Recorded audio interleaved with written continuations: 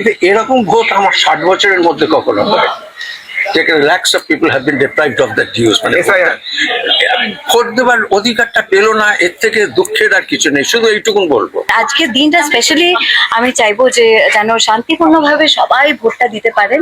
তবে থেকে আমার মানে ভোট দেওয়ার সেই অধিকারটা পেয়েছি, তবে থেকেই আমি একটা জায়গায় একটা ম্যাচুরিটি থাকে, তারপরে বয়সের সঙ্গে সঙ্গে, এবং সবসময় মনে হয় যেন দেশের উন্নতি হয়, মানুষের উন্নতি হয়, সবাই যেন নিজের জায়গা থেকে সবাই ভালো থাকে, আনন্দে থাকে, সুস্থ থাকে।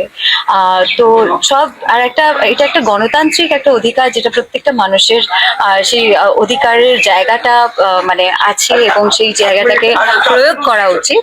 তো তাই জন্য আজকের দিনটা খুবই ইম্পর্টেন্ট। আর আজকের দিনটা স্পেশালি আমি চাইবো যে যেন শান্তিপূর্ণভাবে সবাই ভোটটা দিতে পারেন তাদের নিজেদের মতন করে, because it's a democratic right and everybody should.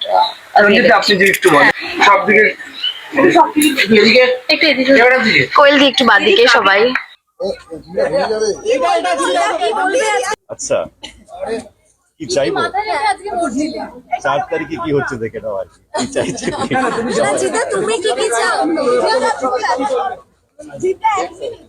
এটা সবাইকে কি